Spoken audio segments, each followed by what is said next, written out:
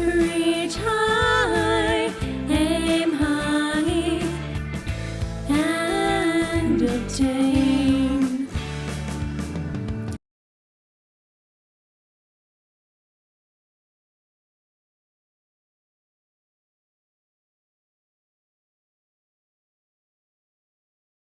To be making German chocolate cake, but my version of German chocolate cake that also has L-Reuteri.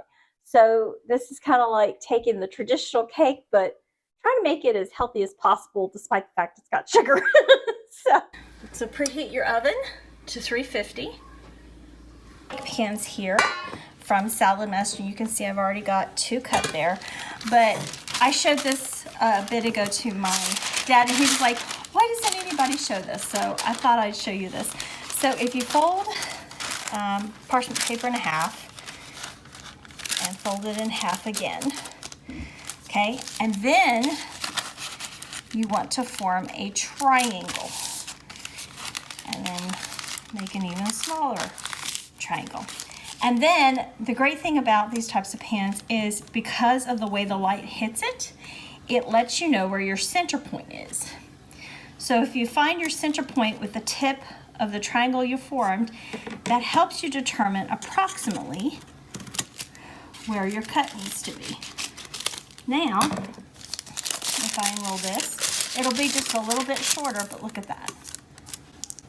Wow. So you have the perfect, I mean, it'll be a little bit off because of the angle of the paper, but pretty spot on. That's perfect.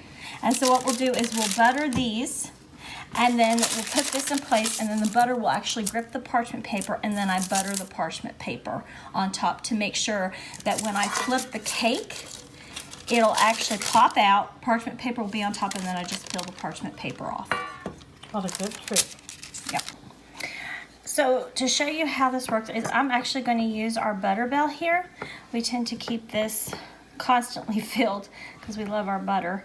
And the reason I'm using this is because our other butter is still waiting to come to room temperature. So that's the one other reasons I love having our butter bell filled routinely, is because it allows the butter to be already at room temperature, so I can do quick projects like this to butter our containers, because you don't need much to butter a pan, and it's just a little bit to do it. So just butter this really good. Put now our parchment paper on top, press it down, and you'll see it grabs onto the bottom really good. And then you just want to butter the top then of the parchment paper. And it's just to make sure everything just smoothly comes out of the container. And get those sides really good. So now we've got our 3 containers, because I've already done the other 2 here for your reference. What I've started with is 2 cups of wheat berries that we ground and sifted using our Vitamix blender. I have 2 cups of, and this is organic, granulated sugar, so that's why it doesn't look white. It's still got some minerals in it, basically. And then we're going to do a heaping, 1/2 cup of cacao powder. And you don't want to exceed a cup of this. But I found that if I do more than 1/2 cup, everyone's like, oh, the flavor. So we're going to do a heaping 1/2 cup there. And then we're going to do 2 teaspoons baking soda, 1 teaspoon baking powder, a teaspoon of salt, and that's all of our dry ingredients. And then I'm going to sift this into the bottom because I want a smooth consistency of the chocolate, the sugar, the flours, everything. And we're just going to sift this down into my 8-cup measuring cup, because I found that this particular recipe, if I use an 8-cup measuring cup, it makes it really easy to mix all the ingredients, the wet and the dry, that makes the cake base, or the chocolate cake base, I should say. And then it provides the ability to easily pour then those ingredients into my 3 cake pans. Okay, and then see these clumps in the sugar and then the cacao? That's purposely, as well as the wheat berries, because the wheat berries, sometimes I get a little bit of a granulated, and you can see there, that's actually all sugar. See that? We don't want those. But because we'll be putting the hot water, you want to make sure that that is definitely the sugar, and I can see that from the crystallized effect. And I had actually sifted my wheat berries separately, so I already knew it was smooth. So that's how come I'm safe doing this, because we're going to put hot water in this with the liquid ingredients, which will actually melt the sugar. But you want to make sure definitely with everything else perfectly smooth before you go to your wet ingredients. So we're going to mix all of our dry ingredients together, and you'll see the color changes a little bit because of the wheat berries. That's okay. That's what we want, because we want all the dry ingredients to be thoroughly mixed together. And I'm using my favorite whisk.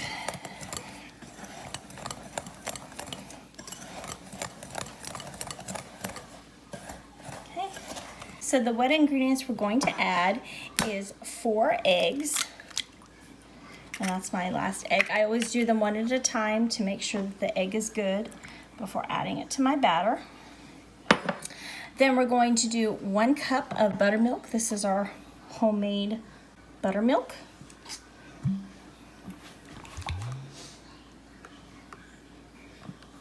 There we go. And then we're also going to add 1/3 cup of oil. So I'm going to add, and I'm choosing to do avocado oil. You could also use butter, but I specifically prefer avocado oil because it has a very neutral flavor when it comes to cooking and consuming of the oil. And if you use butter, the butter has to be melted? Yes, thank you for pointing that out. Yes, if you use the butter, you would have to make sure it is fully melted before you add it, so it would have the same similar consistency to oil. Okay, so now we're going to add 1.5 teaspoons of my homemade vanilla, and this is a favorite in the family because we've done the needed infusion time that permits the flavor to be quite pungent with the vanilla. Let's do that. Yeah. We used vodka to extract our... Yeah. And it's been infused with the vanilla. For a year? Is that how long? It's been over a year that we've infused the vanilla bean into the vodka there. And that's our forever vanilla nail extract. And then what we're going to do to that is we're going to add a cup of warm water, our hot water. But I'm going to wait to do that until this is a little bit more incorporated.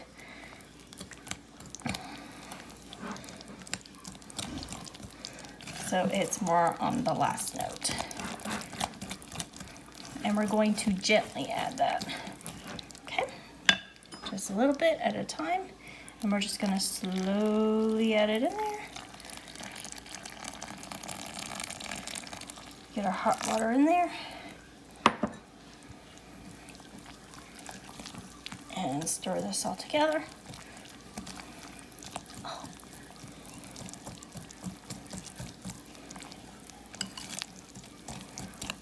And you'll see it'll become very watery. That is okay, that's what we're looking for. It's not like typical cake batter. No, it's not. And we do want this watery consistency, and you'll be surprised it'll actually change once it's cooked. Okay, and you can see right there, everything's coming up without clumps now. Just check the sides of our container, which is another reason why I like this glass container, is I can look at the side and see the bottom and see if anything's missed. Okay. And then we'll do next steps. And what we're going to do is we're going to stir it. Once we've got everything together, make sure I get that little bit there. Make sure that I grab a spatula that'll allow me to get the last little bit out of our container. But this is where it gets great. is you get approximately 6 cups worth of batter, which means approximately 2 cups per each container. So let's give it a quick stir, and then we're going to do about 2 cups.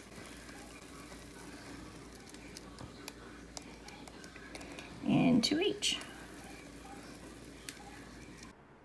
Once the batter has been evenly distributed between the 3 cake pans, place them into a preheated 350-degree oven for approximately 25 minutes or until the cakes come out with either a toothpick or cake tester cleanly. While the cakes are in the oven cooking, this is the perfect time to begin making the coconut and pecan center. Now we're going to make the pecan and coconut filling. So I have out here my New Wave cooktop, and I'm going to put it on medium heat. And I'm going to say start. And what I'm doing now is I'm melting half a cup of our homemade butter. And then once this is melted, I'm going to add half a cup of compacted, obviously, brown sugar. And then we're going to add our half a cup of granulated regular sugar.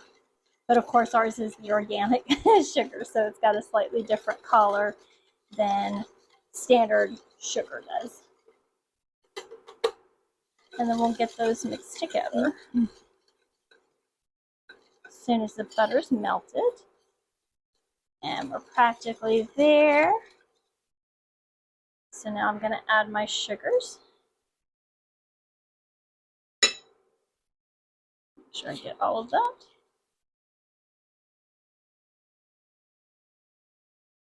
And we're going to whisk this all together, and it'll make a thick consistency because it'll kind of gel together. And that's what we want.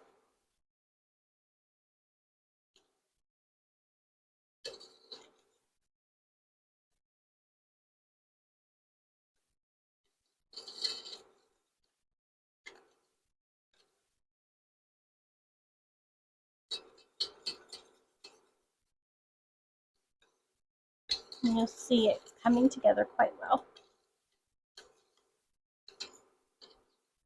Okay, and then to this, we're going to add, and I have it already prepared here, is I'm going to add 12 ounces, which is about 1.5 cups of heavy cream.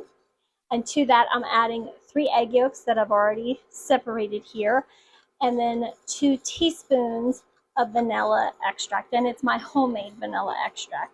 So we're going to add that all in here and keep stirring, because if you don't keep this stirring and the eggs come in, what will happen is the eggs will actually cook before everything's incorporated, and then you'll have to start over. So make sure that you keep this stirring together quickly and well so that your eggs aren't cooking before you've added them. And that'll start coming together. And you'll know if you've got it just right because it'll all form together. But if you find that you get like runny white pieces or runny, kind of like an egg drop soup is the best way to look at it, where you have those parts of the egg that form in it, that means you've got it timed off and you'll need to start over from scratch. And then what we'll do here is we'll actually keep this stirring for 12 minutes. And what will happen is it'll start bubbling and forming bubbles while you do this. But all you're looking to do is just cook it so that everything is very well incorporated. It's not going to get overly thick because it is heavy cream and we didn't whip it. That's okay. But what will happen is after those 12 minutes, everything will be well incorporated because it will have done its foaming, it will have thickened. And when we add then the coconut and the pecans, that will be our last step that will actually thicken this particular mixture. So this is halfway, and you can see how everything's foaming. and bubbling. You simply want to keep stirring. And this is why you have to make sure you keep stirring, because you're doing your best to prevent it from burning, but at the same time making sure it incorporates well. So we've got about 3 minutes left of the cooking time, and you can see it went from being at the top of the rim to now it's settled down a little bit in regards to the height of the volume from the boiling and what it was causing. It's reduced down to about where it started in volume when I first started cooking, but the bubbles are still going, and that's okay. But I just wanted to give you kind of a perspective of when it's only got about 3 minutes left. This is what you'll be seeing potentially while it's on the medium heat. And for those of you that are wondering what the medium heat on my new wave is, it's at 275 degrees Fahrenheit. Exactly 18 seconds left approximately on this. I set myself a timer when I first started the whisking of all the ingredients together for the required 12 minutes. And you can see how it's very much changed its consistency. It looks thicker. And there we go. So now I'm going to turn this off immediately. And I'm going to turn off my timer. And you can see it's not hugely thick. It's still kind of, but you can see how some is sticking in between the whisk there. That's what you're looking for. So we did really good in getting the consistency that we're needing. And you can see how everything's just very well incorporated. See, it's not even coming out from between the whisk on that lower level. And that's what you kind of want to look for. What we have here is the 1.5 cups or 12 ounces of raw, organic, shredded, macaroon cut coconut without any sugar. It's just coconut. And you can see how fine it is. So you can have a reference point when you're looking in the store. We're going to add that here. And then to that, we're going to add 1 cup of raw pecans that I chopped up using my Bamex immersion blender attachment that's really small, so it allows me to do little tiny batches and get them, as you can see here, very finely chopped. We'll add that there too. And then we're going to mix these together to create our coconut and pecan filling that goes in between the layers of the chocolate cake.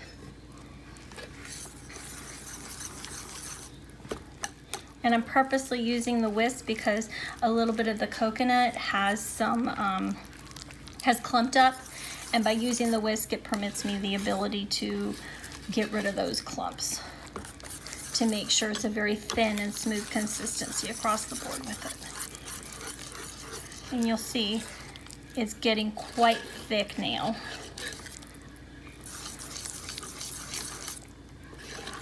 See that? It's quite thick now.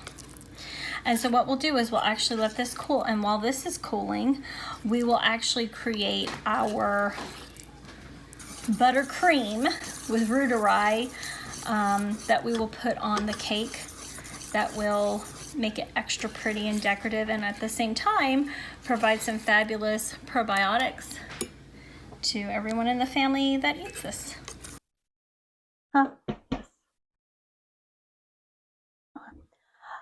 So we are making our buttercream frosting or icing, and what we have is room temperature 1 cup of butter that I've already whipped with our Ankersham mixer here. And what I've added is 3/4 of a cup of cacao powder to it. I've also added a teaspoon of our vanilla extract and 3 tablespoons of heavy cream that will help get everything smooth for our next steps. And obviously, if you had a regular mixer, you could not do this with the cap on it. But that's what makes this work so well, is I can whip this sucker on high and put the lid on, and I don't have to worry about it flying up in my face.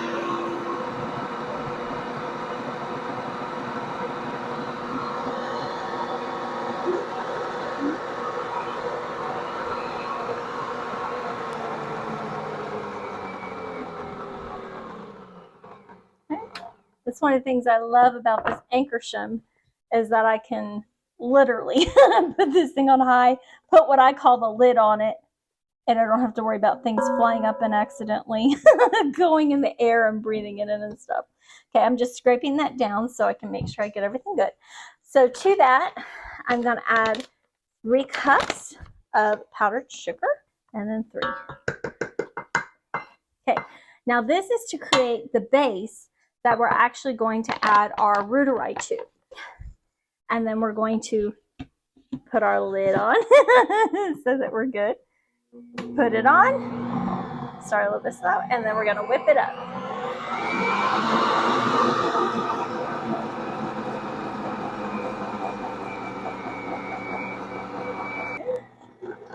Take a look. So it doesn't take long, which is great. And then what I'm going to do is purposely scrape this down because I want to make sure everything gets smoothed out well.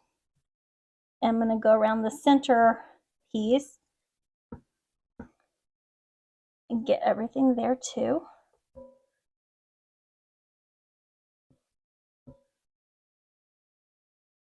Okay, and then we're just going to put that on. So now we've mixed the original base for our buttercream. And then what we're going to do is transfer all of this to my big glass favorite go-to measuring cup. Why? Because I need to add, and thank you for asking that, because the Reuteri, it requires delicate handling. And because of that, there's actually a video on YouTube where Dr. William Davis actually told someone, don't mix this in a mixer. If you put Reuteri in a mixer, he said it actually kills it because it's so violent to the Reuteri.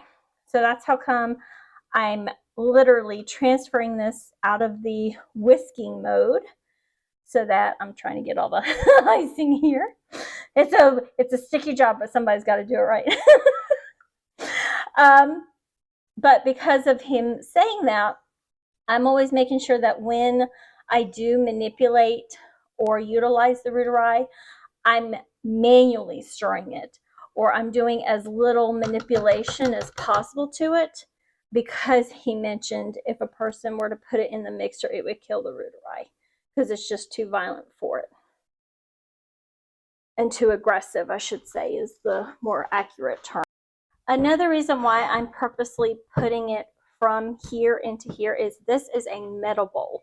And I do like to keep, when it comes to cultures, as little metal contact as possible, because to me, you don't even ferment in metal. It actually helps leach metal based on the research I did, but of course, everyone do their own research on that.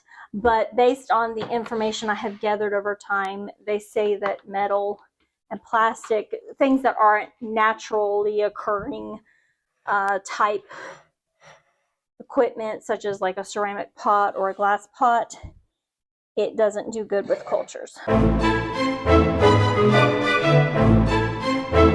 I feel like the Reuteri with this chocolate frosting balances out the sugar flavor, and it also provides the ability to get some cultures into one's gut at the same time, is how I look at it with the buttercream. And of course I'm using my Reuteri recipe, so do bear in mind that if you're looking at the regular Dr. William Davis's Reuteri recipe, which calls for half and half, it might not have enough of the cream to it to make this work. Whereas my recipe calls for full heavy cream in the ferment, but you use that heavy cream ferment in creating the Reuteri yogurt for these other recipes I have. So you can see there.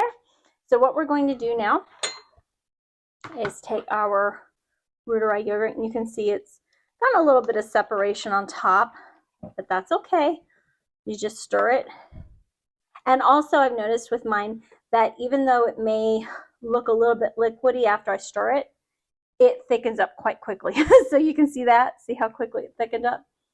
So what we're going to do is we're going to take about 3 tablespoons of the Reuteri yogurt, and we're going to add it to our culture here. Okay, get that last little bit, because it also becomes extremely challenging to get it out because it does just become so thick so quickly. So do bear that in mind when you're mixing this together using my recipe, is it does become gelatinously thick quite quick. And then what we're going to do is we're going to mix all this up. And it's just 3 tablespoons. And it'll start out looking a little bit lighter in color. That's okay. You just want to make sure that you're treating it delicately and getting it all well mixed is what you're looking to have happen. I don't know, you may want to taste it, Mom, on its own. I think you're used to tasting it with the cake, so it's not as obvious. But you can see how quickly that stirred in together. See that? Nice. Already done. I do have to caveat, because it has my homemade with vodka vanilla extract. If you do that approach, some people are sensitive to alcohol, so just give them a little bit of a heads up in the event that they're a little bit sensitive to alcohol. But otherwise, because it is so little, it's only a teaspoon in here that hasn't been cooked off. Well, the rest of the recipe, it has been cooked. That'd just be something you may want to mention, just in case. We're going to assemble now. There we go. Sometimes it takes a few encouraging taps. And then we'll just peel that off. Put that to the side. Then I will take my cake mover here, put just a little bit of avocado oil on there, spread it around so it's nice and greased up. And that way the cake will just slide right off. And then I put it on the end. Flip it. Okay. And then we will place it on our cake rotating platform here. A third of the batter. So I just do a visual line in the pan and start scooping it out so that you have a reference point, and you'll see it pretty much holds its shape in the pan because it becomes so thick. I'll just keep putting that in there. Okay, then I'm going to take my offset spatula and spread it around. And I don't cut off the tops of my cakes to make them perfectly flat. One, because I think it helps make it look like you made it. And then 2, why waste all that chocolate, right? If you like chocolate, why would you just cut it off and toss it, right? I say enjoy your chocolate.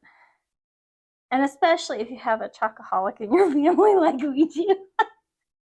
Or at least that's the nickname I gave my daddy. I says he's my chocoholic, because he requested I make this for him because he loves this cake.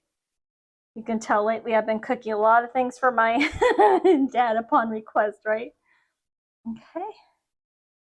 Let me add just a little bit more there on the end. And plus, if there's any lumps or bumps on the top of the cake, by using the coconut and pecan filling here, it fills in all those nooks and crannies on the top. So you can tell, you can't really tell that it's had that or had any differences. Okay, so now we'll do the next layer. I'm going to do a quick wipe of this. I learned a while back if I just wipe off the cake part that was stuck on it, rather than washing it each time, it'll work just as good as if I had washed it. That way I don't keep having to wash and dry it. But I still have to add my little bit of oil to it to make sure it stays well greased and lubricated. Oh, there we go. I just felt it give. Okay. My oil real quick. Find the place. I like to do it on the end again, just because it makes it easier. Kind kind of locate the edge there with the cake. Place it, and look at how pretty even that is. See that? Pretty perfect, I think. Okay. Then we're going to add our third portion. You want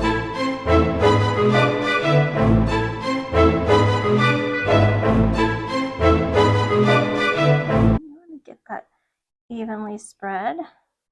And that's what makes these kind of lazy Susan type cake holders perfect. And this is actually an unglazed marble one. And I purposely am using my marble one because I have the culture in the yogurt from our Reuteri. And by that I mean it's in our icing. Okay?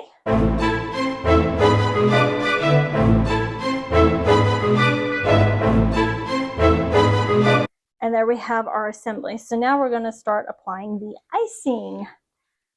The fun part, right? Everybody loves the icing. I've already filled icing in my icing container there. And it's my stainless steel container because it won't be in there long. But we're going to start with icing the cake here. Icing it here, we're hiding any of the imperfections, obviously, and also giving a fabulous Reuteri infusion to our cake.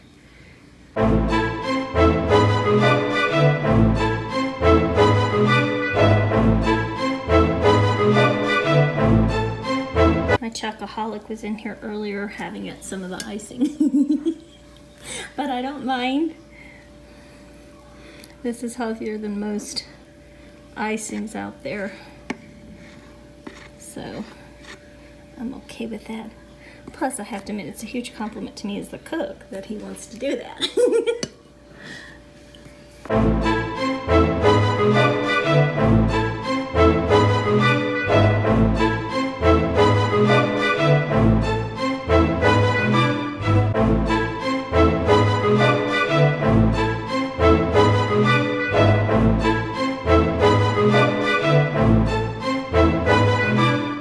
Okay, now what we're going to do is we're going to make a framing around the top so that we can put the last little bit of our coconut and pecan filling here. Now, just so you realize, I did do a finer coconut and pecan.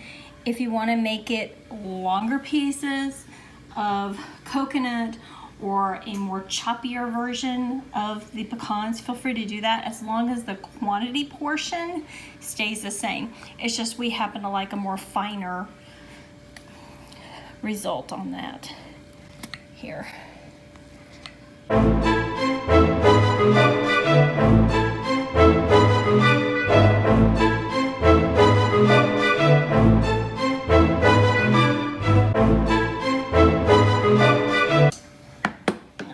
Do is put the last of our filling here in the center to make it truly look like a German chocolate cake.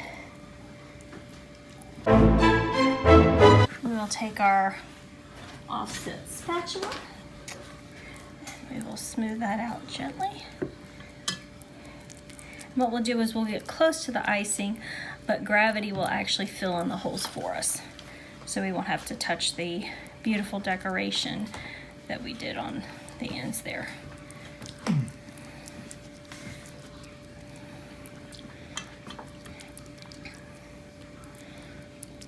So you'll see I'm getting close to it, but I'm letting it fill in for me. And the only reason that the nuts and the coconut's finer is because I have some family members that like a more fine gradient on it, and that's fine. You can do it per the request of your family members. It's just they happen to like the coalescence of the flavors, and it's a little bit more pungent when they're ground this fine. And that's what they happen to love.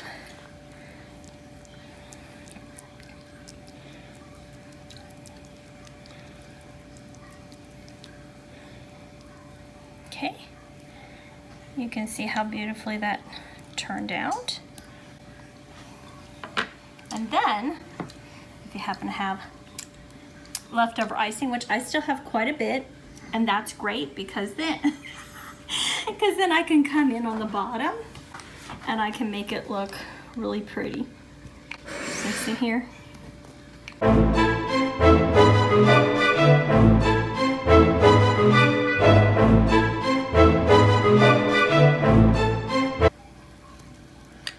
There you go. See that?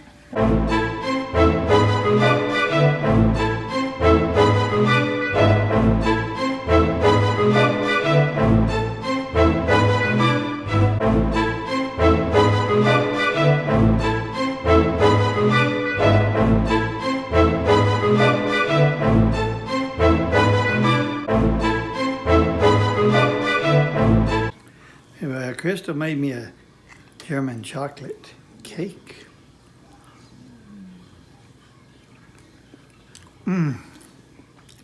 Oh, God. I love her German chocolate cakes.